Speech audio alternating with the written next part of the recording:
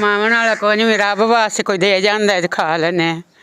ਤੁਹਾਡੇ ਖਾਮਦ ਕਿਦੋਂ ਫੌਤ ਹੋਏ? ਮੇਰਾ ਖਾਮਨ ਤੇ ਮੇਰਾ ਪੁੱਤਰ ਵੱਡਾ ਬਿਮਾਰ ਸੀ ਤੇ ਉਹਨੇ ਮੈਨੂੰ ਵੇਖ के तो उनका जिगर फट गया। 8 दिनों के विच दोवें फौत हो गए। जी नाज़रीन, वॉइस ऑफ पंजाब के साथ मैं हूं हाफिज़ खालिद और आज वॉइस ऑफ पंजाब की टीम आपको लेके आई है आरिफ वाला का करीबी इलाका अकावन ईबी।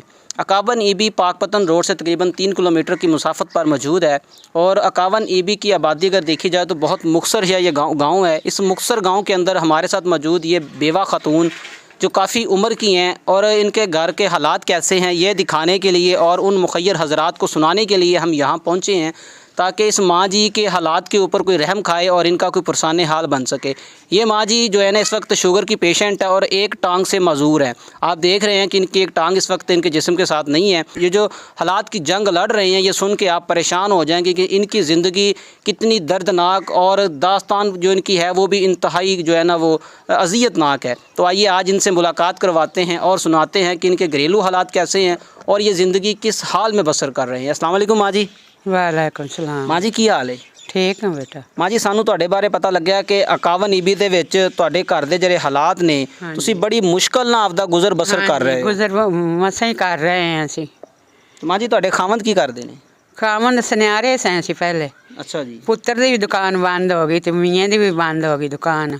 ਅੱਛਾ ਜੀ। ਤੁਹਾਡੇ ਖਾਵੰਦ ਇਸ ਟਾਈਮ ਹਯਾਤ ਨੇ ਜਾਂ ਫੌਤ ਹੋ ਗਏ ਨੇ? ਫੌਤ ਹੋ ਗਏ ਨੇ। ਕਿਦੋਂ ਫੌਤ ਹੋਏ ਨੇ? ਕਿੰਨੀ ਦੇਰ ਹੋ ਗਈ? ਉਹਨਾਂ ਨੂੰ 4-5ਵਾਂ ਸਾਲ। ਤੁਹਾਡੇ ਕਿੰਨੇ ਬੇਟੇ ਨੇ? ਮੇਰਾ ਇੱਕ ਆ ਬੇਟਾ ਗੁੰਗਾ ਹੈ ਤੇ ਆ ਬੇਟੀ ਹੈ, ਸ਼ਾਦੀ ਕੀਤੀ ਇਹਦੀ। ਅੱਛਾ ਜੀ। ਖਾਣੇ ਵਾਲ ਤੇ ਹੁਣ ਮੇਰੇ ਕੋਲ ਆਈ ਹੋਈ ਹੈ, ਮੈਨੂੰ ਸੰਭਾਲਦੀ ਹੈ। ਜਿਹੜਾ ਵੱਡਾ ਬੇਟਾ ਫੌਤ ਹੋਇਆ ਉਹ ਕਿਸ ਤਰ੍ਹਾਂ ਫੌਤ ਹੋਇਆ? ਉਹਦਾ ਐਕਸੀਡੈਂਟ ਹੋਇਆ ਸੀ ਤੇ 2 ਥਾਈਂ ਲੱਤ ਟੁੱਟ, ਗੋਡਾ ਵੀ ਟੁੱਟ ਗਿਆ ਸੀ ਤੇ ਇੱਥੇ ਵੀ ਤੇ ਉਹ ਫੌਤ ਹੋ ਗਿਆ ਤੇ ਮੀਆਂ ਨੇ ਵੇਖਿਆ ਆਦੇ ਪੁੱਤਰ ਨੂੰ ਤੇ ਉਹਦਾ ਜਿਗਰ ਫਟ ਗਿਆ।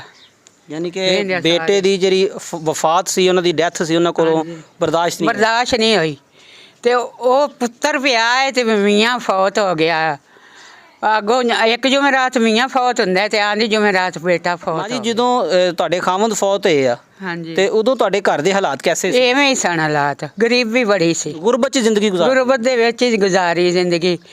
ਵੀ ਇੱਜ਼ਤ ਨਾਲ ਘਰੇ ਬੈਠੇ ਹੁੰਦੇ ਸਨ, ਜੋ ਲੱਭ ਜਾਂਦਾ ਸੀ ਖਾ ਤੇ ਬਹਿ ਜਾਂਦਾ। ਤੁਹਾਡਾ ਬੇਟਾ ਵੀ ਸੁਨਿਆਰਿਆਂ ਦਾ ਕੰਮ ਕਰਦਾ ਸੀ? ਹਾਂਜੀ ਸੁਨਿਆਰਿਆਂ ਦਾ। ਤੇ ਬੇਟਾ ਵੀ ਫੌਤ ਹੋ ਗਿਆ ਤੇ ਖਾਵੰਦ ਵੀ ਫੌਤ ਹੋ ਗਿਆ। ਹਾਂ ਤੇ ਐਡੇ ਬੱਚੇ ਛੱਡ ਗਿਆ, ਉਹ ਯਤੀਮਾਂ ਦਰਸ ਦੇ ਵਿੱਚ ਛੱਡੇ ਹੋਏ ਨੇ ਸਿਰਫ ਘਰ ਦੇ ਹਾਲਾਤ ਦੀ ਵਜ੍ਹਾ ਤੋਂ ਤੇ ਰੋਟੀ ਨਹੀਂ ਦੇ ਸਕਦੇ। ਹਾਂਜੀ। ਤੇ ਹੁਣ ਜਿਹੜਾ ਤੁਹਾਡਾ ਦੂਸਰਾ ਬੇਟਾ ਵਾ ਉਹ ਗੂੰਗਾ ਹੈ? ਆ ਮੇਰਾ ਬੇਟਾ ਗੁੰਗਾ ਹੈ। ਆ ਰਹੇ ਤੇ ਕਦੇ ਜਾਂਦਾ ਤੇ ਕਦੇ ਮਿਸਤਰੀਆਂ ਨਾਲ ਜਾਂਦਾ, ਕਿੱਥੋਂ ਦਿਹਾੜੀ ਲੱਭੇ ਉੱਥੋਂ ਘਰ ਤੇ ਆ ਜਾਂਦਾ, ਨਹੀਂ ਤਾਂ ਵਿਹਲਾ ਮੋੜਿਆ ਆਉਂਦਾ। ਗੁੰਗਿਆਂ ਨੂੰ ਕੋਈ ਰੱਖਦਾ ਵੀ ਨਹੀਂ ਹੁੰਦਾ।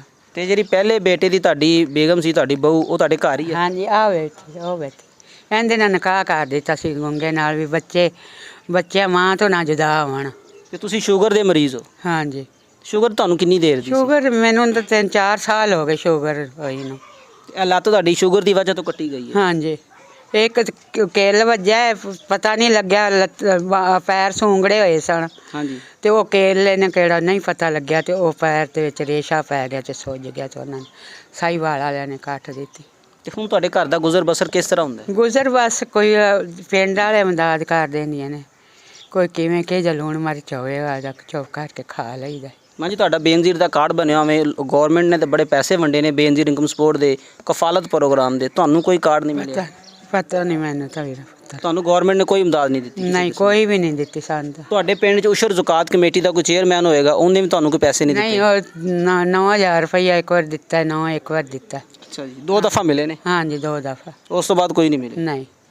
ਤੇ ਹੁਣ ਤੁਹਾਡਾ ਜਿਹੜਾ ਬੇਟਾ ਗੂੰਗਾ ਉਹੀ ਕਮਾ ਕੇ ਲਿਆਂਦਾ ਹੈ? ਆ ਹੀ ਲਿਆਂਦਾ ਕਮਾ ਕੇ। ਕਿੰਨੇ ਕੁ ਲੈ ਆਂਦਾ ਇੱਕ ਦਿਨ 'ਚ ਕਮਾ ਕੇ? ਇਹ 900 ਰੁਪਈਆ ਲਿਆਂਦਾ, ਕਦੀ 800 ਲਿਆਂਦਾ। ਤੇ ਡੇਲੀ ਦਿਹਾੜੀ ਲੱਗ ਜਾਂਦੀ है?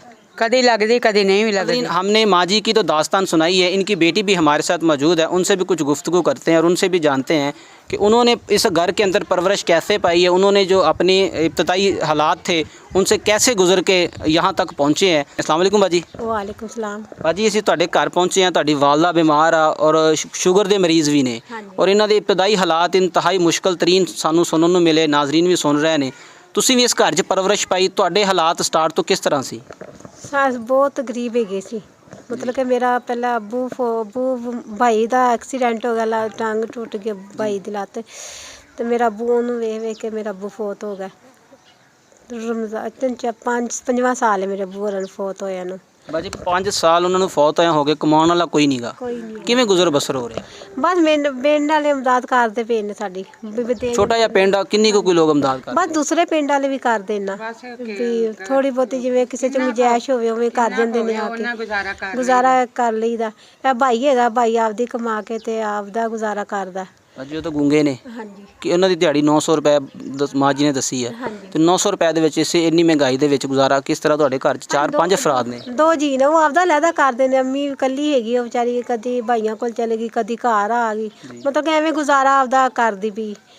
ਬਾਜੀ ਜਿਸ ਮਕਾਨ 'ਚ ਰਹਿੰਦੇ ਪਏ ਹੋ ਇਹ ਤੁਹਾਡਾ ਆਪਣਾ ਜ਼ਾਤੀ ਹੈ? ਨਹੀਂ ਆਪਣਾ ਨਹੀਂ, ਸਿਰਫ ਮਲਵਾ ਵੀ ਅਸੀਂ ਪਿੰਡ ਵਾਲਿਆਂ ਨੇ ਇਮਦਾਦ ਕਰਕੇ ਪਾਈ। ਜ਼ਮੀਨ ਹੈਗੀ ਮੀਆਂ ਕੀ, ਜੀ ਜੀ ਉਹਨਾਂ ਨੇ ਕਿਹਾ ਤੁਸੀਂ ਨਾ ਮਕਾਨ ਪਾ ਲਓ ਤੇ ਬੈਠੇ ਰਹੋ। ਜਦ ਮੇਰਾ ਭਾਈ ਵੀ ਫੌਤ ਹੋ ਗਿਆ ਤੇ ਅੱਬੂ ਵੀ ਫੌਤ ਹੋ ਗਿਆ, ਫਿਰ ਪਿੰਡ ਵਾਲਿਆਂ ਨੇ ਇਮਦਾਦ ਕੀਤੀ ਤੇ ਵੀ ਮਕਾਨ ਪਾਏ ਨੇ। ਜਦ ਮੇਰਾ ਭਾਈ ਫੌਤ ਹੋਇਆ ਤੇ ਸਾਡੇ ਪਹਿਲਾਂ ਅੱਬੂ ਫੌਤ ਹੋ ਗਿਆ, 8 ਦਿਨਾਂ ਬਾਅਦ ਮੇਰੇ ਭਾਈ ਫੌਤ ਹੋ ਗਿਆ। ਸਾਡੇ ਘਰ ਕਮਰੇ ਛੱਤਾਂ ਵੀ ਡਿੱਗ ਪਈਆਂ ਸੀ, ਕੱਚੇ ਮਕਾਨ ਸੀ, ਛੱਤਾਂ ਵੀ ਡਿੱਗ ਪਈਆਂ। ਫਿਰ ਇੱਥੇ ਘਰ 'ਚ ਤੰਬੂ ਲਾ ਲਿਆ ਸੀ ਤੇ ਭਾਈ ਉਦੋਂ ਜ਼ਿੰਦਾ ਸੀ, ਜਦੋਂ ਤੰਬੂ ਲਾ ਕੇ ਤੇ ਮੰਜੀ ਰੱਖ ਲਈ ਸੀ ਘਰ। ਫਿਰ ਫੌਤ ਹੋ ਗਿਆ, ਫਿਰ ਨਾਲ ਹਮਸਾਏ ਸੀ ਉਹ ਆਏ ਨੇ, ਉਹ ਮੇਰੇ ਭਾਈ ਦੀ ਮੰਜੀ ਚੁੱਕ ਕੇ ਲੈ ਗਏ, ਕਹਿੰਦੇ ਤੁਸੀਂ ਇੱਧਰ ਹੀ ਭਾਈ ਨੂੰ ਵੀ। ਯਾਨੀ ਕਿ ਜਗ੍ਹਾ ਥੋੜੀ ਹੈ, ਇੱਥੇ ਉਹਨਾਂ ਦੀ ਮਈਅਤ ਵੀ ਨਹੀਂ ਰੱਖੀ ਜਾ ਸਕਦੀ ਸੀ, ਆਇਆ ਗਿਆ ਮਹਿਮਾਨ ਵੀ ਨਹੀਂ ਬੈਠਦਾ ਸੀ। ਹਾਂਜੀ, ਫਿਰ ਉੱਧਰ ਹੀ ਉਹਨਾਂ ਦੀ ਤਿਆਰੀ ਕਰਕੇ ਤੇ ਅੱਲਾ ਦੀ ਸਪੁਰਦ ਕਰਤਾ। ਬਾਜੀ ਹੁਣ ਤੁਹਾਡੇ ਘਰ ਦੇ ਹਾਲਾਤ ਇੰਤਹਾਈ ਮੁਸ਼ਕਲ ਵਕਤ ਗੁਜ਼ਰ ਰਿਹਾ ਵਾ, ਜਿਹੜੇ ਲੋਕ ਤੁਹਾਨੂੰ ਦੇਖ ਰਹੇ ਨੇ, ਜਿਹੜੇ ਅਰਬ ਪਾਕਿਸਤਾਨ ਦੇ ਅਦਾਰੇ ਤੁਹਾਨੂੰ ਦੇਖ ਰਹੇ ਨੇ, ਜਿਹੜੇ ਗੁਰਬਾਂ ਨਾਲ ਤਾਮੁਨ ਕਰਦੇ ਨੇ, ਬੇਨਜ਼ੀਰ ਇਨਕਮ ਸਪੋਰਟ ਦੇ ਪੈਸੇ ਮਿਲ ਰਹੇ ਨੇ, ਤੁਸੀਂ ਉਹਦੇ ਤੋਂ ਮਹਿਰੂਮ ਹੋ, ਉਸ ਅਦਾਰਿਆਂ ਦੇ ਨਾਮ ਤੁਹਾਡਾ ਕੀ ਪੈਗਾਮ ਹੈ?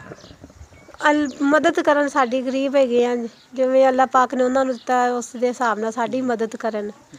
जी नाज़रीन, वॉइस ऑफ पंजाब के साथ आज हमने आपको आरीवाला का करीबी गांव 51 ईबी विज़िट करवाया। 51 ईबी का ये गरीब घराना जो किसी मसीहा का मुंतज़र है, इनके घर 2 वक्त की रोटी भी नहीं बन रही, और अगर इनके हालात देखे जाएँ तो इंतहाई जो है ना वो दर्दनाक कहानी है कि अल्लाह हमें और आपको ऐसी दर्दनाक कहानी से और ऐसे अज़ियतनाक वक़्त से बचाए। तो जो लोग हमें देख रहे हैं, सुन रहे हैं, उनके नाम ये मैसेज है हमारी टीम का भी, खुदारा इनके साथ ताउन कीजिए ताकि ये लोग मुसलमान, ये पाकिस्तान की राया 2 वक्त की रोटी खा सके। हम इनका एड्रेस और इनका जो है ना वो अकाउंट नंबर आपके साथ शेयर कर रहे हैं। इंशाल्लाह वॉइस ऑफ पंजाब की टीम बहुत जल्द एक नई दर्द भरी दास्तान के साथ आपके सामने हाज़िर होगी। अपना ख्याल रखिएगा, हमें इजाज़त दें। कैमरामैन अमार शाकर के साथ हाफिज़ Khalid, voice of Punjab, district Pakpattan. किसी दर